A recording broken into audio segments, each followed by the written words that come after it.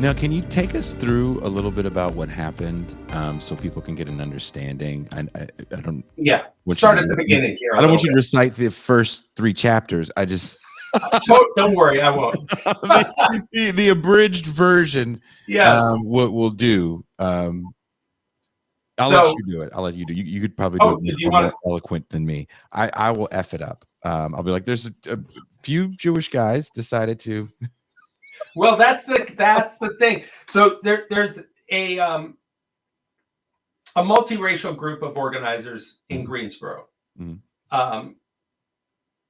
and in Durham, where Duke is, and they'd come together to organize in the mills, and with the idea that they would organize forward for communist revolution. They were part of this organization called the Workers' Viewpoint Organization that was actually based out of Chinatown in New York, and was sort of rolling up these sort of local communist groups around the country until there were eventually about 3,000 members. They were in San Diego, they were in Oakland, they were in Detroit, they were in Baltimore, they were in a lot of cities around Houston, a lot of cities around the country, and trying to go into factories to organize, especially across race.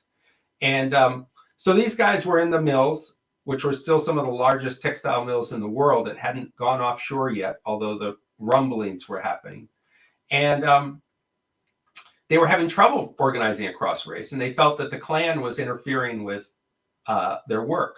So they decided to have a march and conference to talk to people about why, allowing black and white workers to be kept apart in North Carolina was going to severely limit their ability to make demands on management.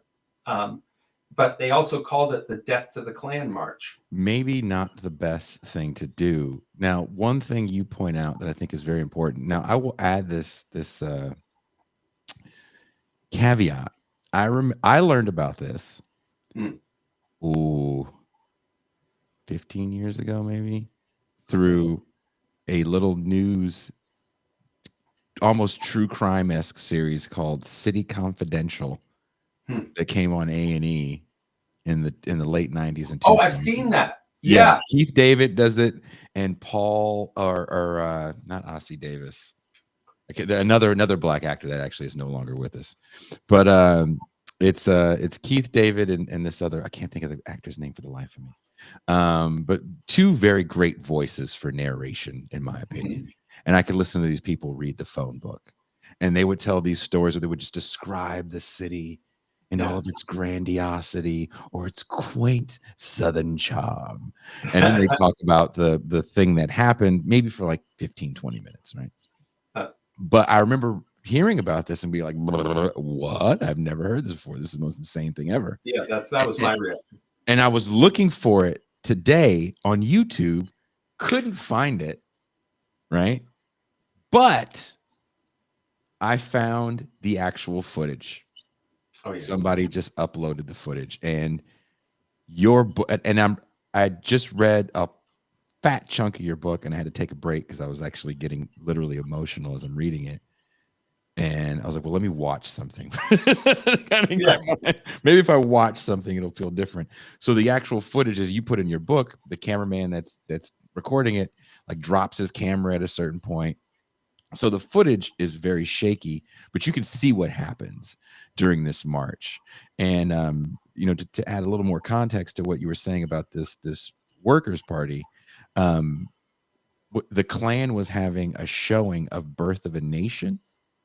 This is a few months earlier. A few months earlier, and they decided to do something that I think may not be the smartest move.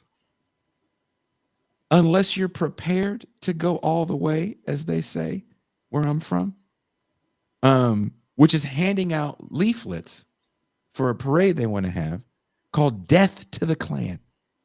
So they're literally walking up to people that are at the Birth of a Nation screening. Hey, we're going to have a parade. It's going to be called Death to the Klan. That seemed like the actions of a Fed to me. when you're doing your research at one point, and that when you heard that, did a switch flip in you and be like, were you, is this Fed stuff right here?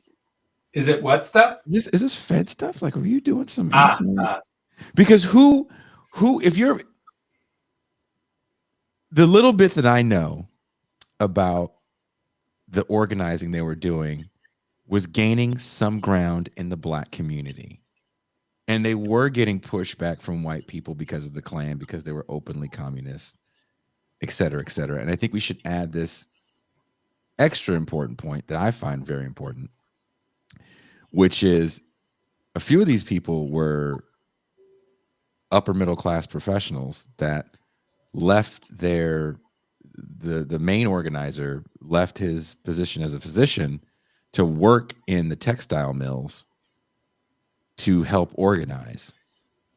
So yeah, these people were extremely committed.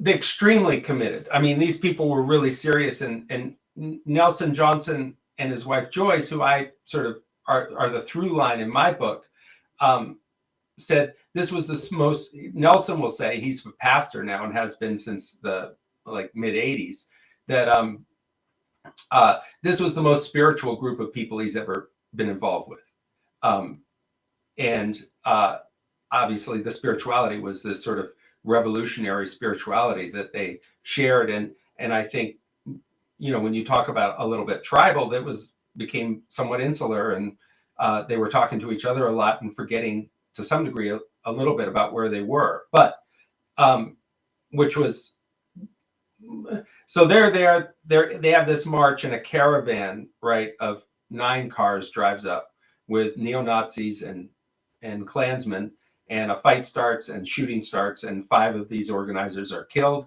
another 10 are injured, and that is the Greensboro Massacre. Now, the other piece that really motivated me, importantly, to sort of dig in on this, was the city officials immediately in the aftermath said this had nothing to do with Greensboro. These were just extremist groups from outside, outsiders again. And so, I thought, well, wait a minute, this has to have something to do with Greensboro. And, Nelson, who's Black, had been in Greensboro since the mid 60s organizing. And what became really interesting to me, I said, well, we're going to say communists, or we're going to say Maoists, whatever, it's an ultra left group by this time. But what I want to know is, how did he get there? Because he didn't just suddenly wake up one day and say, I want to be a communist. Far from it. And so that was really important to me, to sort of trace that journey. What was for me was so interesting about this, because again, we had on the lawyers that represented the lawsuit, which would be Fred Hampton's lawyers, and I believe so you had Flint Taylor on, probably. Yep, we had Flint in the awesome. And yes, he was on twice. And I think this is a different time we're talking about, and I actually had asked him this, sadly off air. I asked him this. I said, do you ever think that this can happen again, where you can graduate law school, pass the bar, be a lawyer, and then shoot down to where the activism really is and be like, I'm going to represent you. I'm going to make sure you people stay out of jail and you can keep doing what you're doing. We're going to do everything in our power to keep the feds off your back, and you need real representation. And he kind of stared, a very blank stare, and the reality kind of washed over him. And he goes, no. I mean, so those were guys, for example, that jumped in the car and drove to Attica. I mean, that's, that's they did exactly what you're talking about. Like, the sad reality of where we are today is maybe you get someone that does a podcast about it. Maybe you get some independent journalism out of it. But do you get someone that gets in their vehicle and just goes, I got you, let's do this?